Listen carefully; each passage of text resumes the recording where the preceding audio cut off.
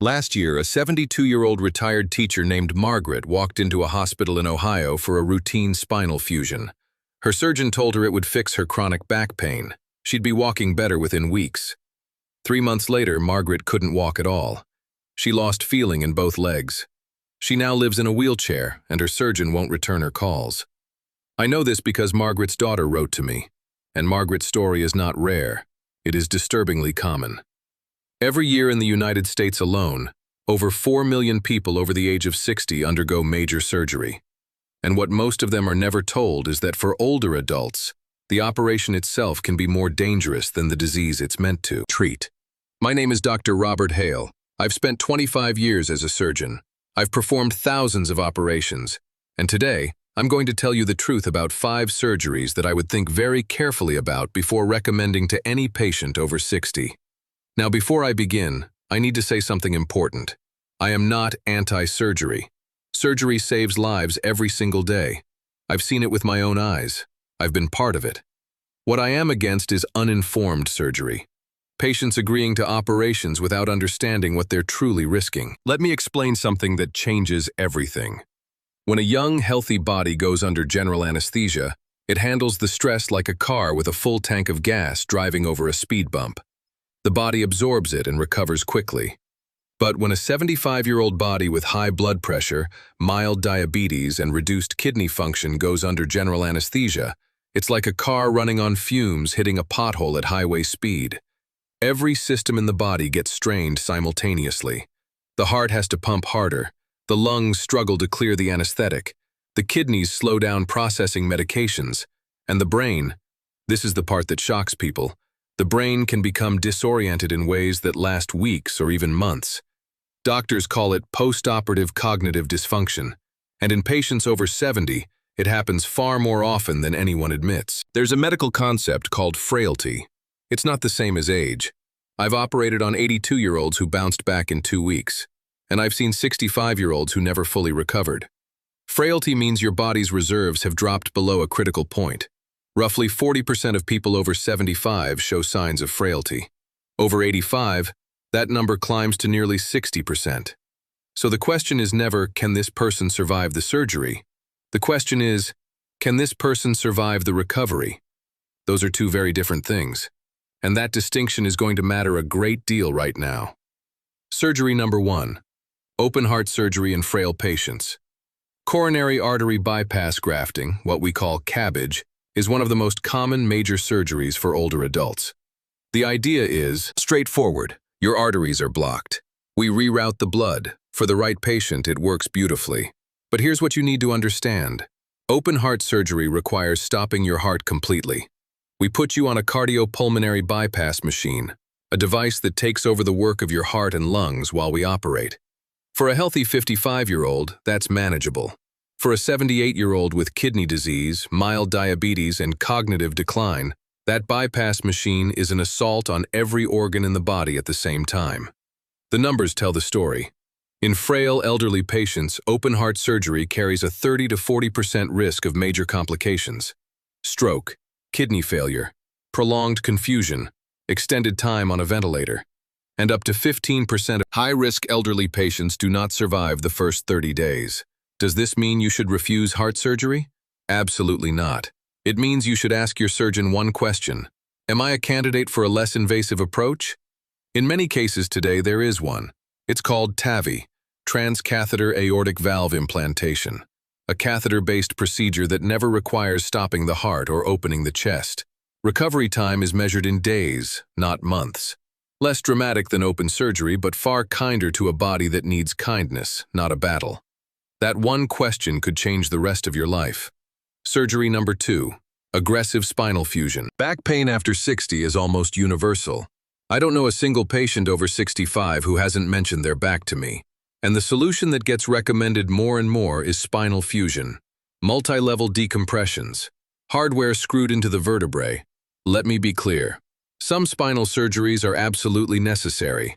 A spinal cord being compressed, causing loss of bladder control or paralysis, that needs immediate surgical intervention, no question.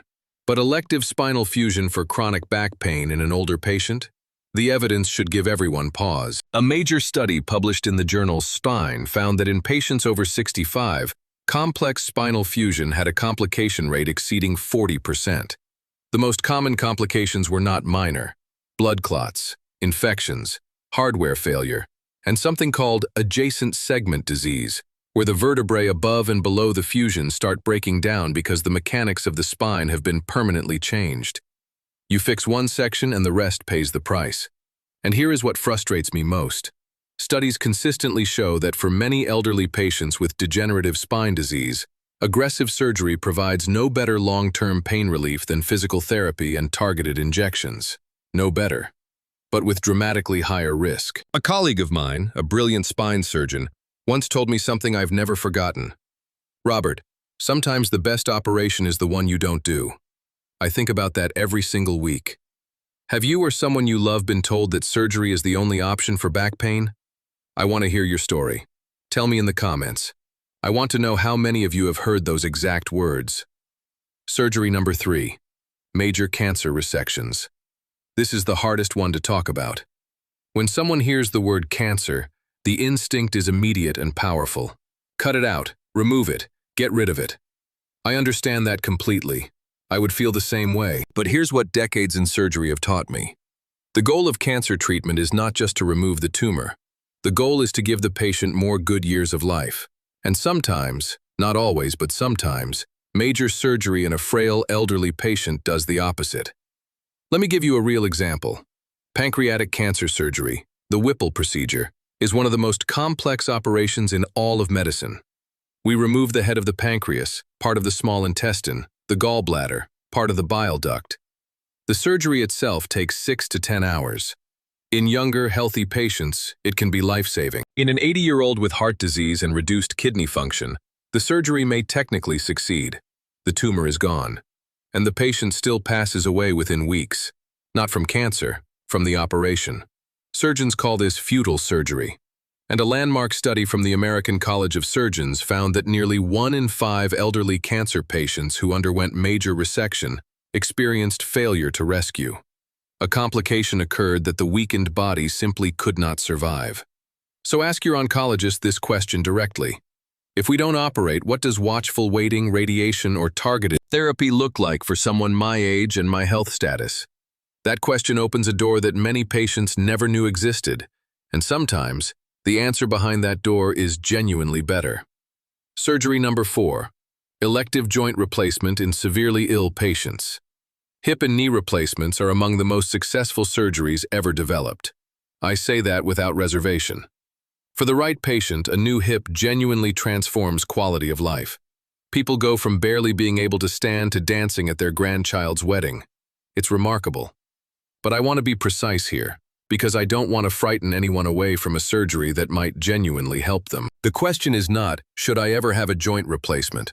The question is this the right moment for my specific body? The word elective is important. It means planned, not emergency.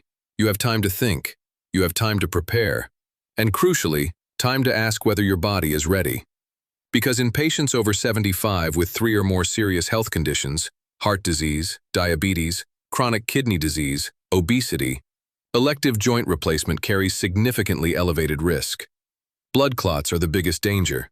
Deep vein thrombosis, clots forming in the legs, can travel to the lungs and become a life-threatening pulmonary embolism. In elderly patients with reduced circulation, this risk is substantially higher than in younger patients. Add postoperative pneumonia from lying still too long. Add hospital-acquired infections. The picture gets complicated fast. Optimizing blood pressure, blood sugar, weight, and cardiovascular health before elective surgery can reduce complication rates dramatically. Some hospitals now require a formal prehabilitation program before they will schedule these operations for high-risk elderly patients. Weeks of supervised exercise, nutrition optimization, blood pressure control. And the data shows it works. Has your doctor ever discussed prehabilitation with you? Most people have never heard that word, and they absolutely should. Surgery number 5. Emergency abdominal surgery. This one is different from the others. You don't choose emergency surgery, it chooses you. A perforated bowel, a ruptured, Appendix, internal bleeding. These situations don't wait for a calm conversation in an office. But here's why it belongs on this list. Knowing the risks before the emergency happens changes how families make decisions in those terrifying moments. Emergency abdominal surgery in patients over 75 carries some of the highest mortality rates in all of surgery. We are talking 30 to 50% in the most severe cases. Not because surgeons are unskilled, because an elderly body under sudden trauma is fighting on too many fronts at once. The liver, kidneys, heart, and lungs all get hit simultaneously, and the inflammatory response that a younger body controls within days can spiral into something called systemic inflammatory response syndrome. When multiple organs start shutting down in sequence, it is as serious as it sounds. So what can you do? Two things. First, do not ignore abdominal symptoms. Persistent pain, bloating, changes in bowel habits in someone over 60 deserve prompt medical attention. Catching problems early means treating them before they become emergencies. That one habit alone can save your life. Second, have the conversation with your family now. Not in the hospital corridor at midnight. Now. What are your wishes if emergency surgery becomes the only option? What quality of life matters to you? These conversations are not morbid. They are one of the most loving things you can do for the people who care about you. All right, we've covered 5 surgeries. Now let's talk about what you actually do with this knowledge. Because information without action is just anxiety, and that is the last thing I want for you. Before any major surgery, planned or recommended, there are 4 questions every patient over 60 should ask. Write these down. Question 1. What happens if I don't have this surgery? A good surgeon will give you an honest answer. If the answer is, nothing urgent changes in the next 6 to 12 months, you have time. Time to think, time to get a second opinion, time to optimize your health. Question 2. Is there a less invasive alternative? Medicine has changed enormously in the last 15 years. Robotic surgery, endoscopic procedures, catheter-based interventions. Options that didn't exist a decade ago are now available in most major hospitals. Question 3. What does recovery realistically look like for someone my age and health profile? Not the average patient. You. Your heart, your kidneys, your current medications, your living situation.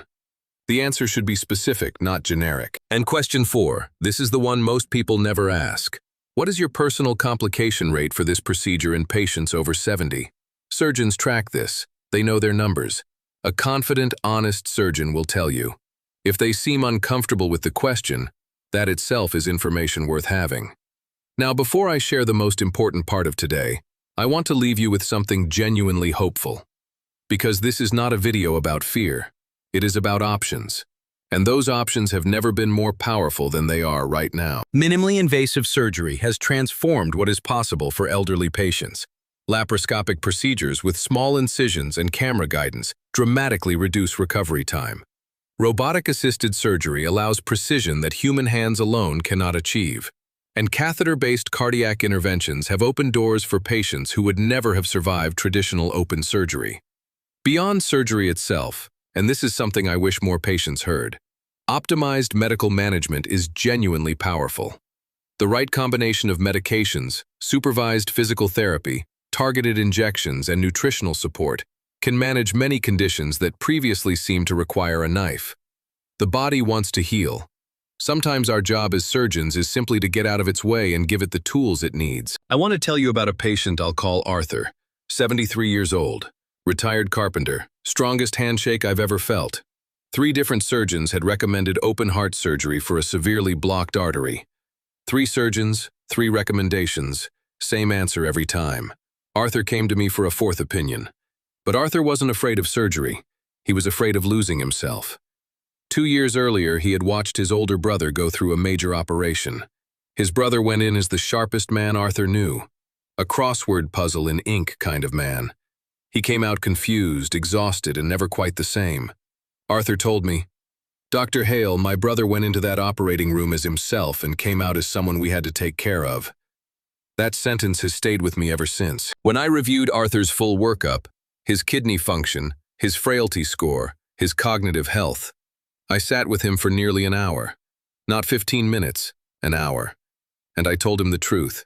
Surgery was an option, but so was an aggressive medication protocol combined with cardiac rehabilitation and lifestyle changes. The data for his specific profile showed comparable 5-year outcomes between the two paths. Arthur chose the non-surgical route. That was 3 years ago. Last month, his daughter sent me a photograph.